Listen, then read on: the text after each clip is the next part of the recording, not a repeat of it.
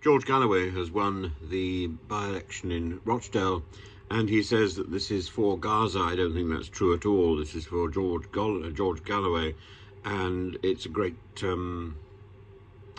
tribute to his resilience over the years. I also think that it's going to be a great positive to have George Galloway back in Parliament, back in a position where he can command an audience. And he says Keir Starmer and Rishi Sunak are like two cheeks of the same backside, and they both got well and truly spanked tonight here in Rochdale. You know, good language really. He was interrupted by hecklers, and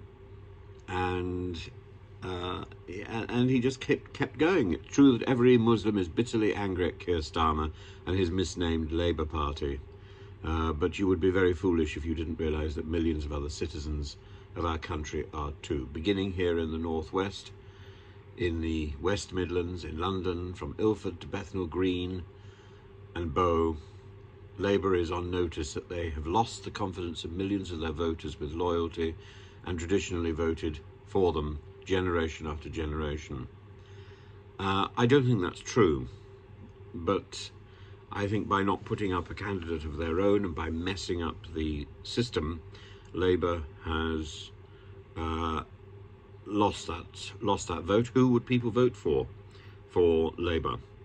And the Conservatives didn't stand a chance. This was always going to be Galloway's election. Well, it wasn't always going to be Galloway's election, but the moment that that Labour pulled its support from its own candidate, it was Galloway's election. And Paul Ellison came third with 3,731 votes. The old Labour candidate, Azhar Ali, came fourth with 2,402 votes.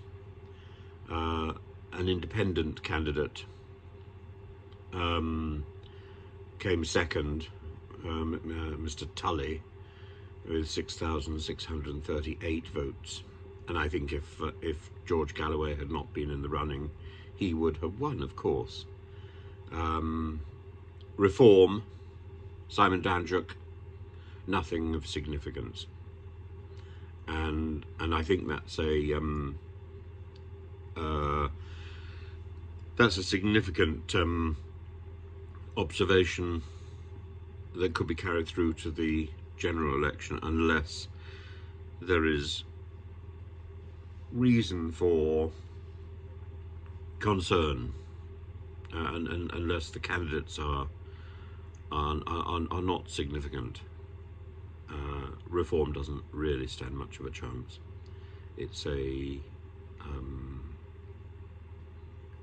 vote of rebellion, and I'm delighted to see George Galloway back. I've always had a soft spot for him, and I think he does the job of a politician very well. He speaks out. He is coherent, and he is interesting. He's always interesting.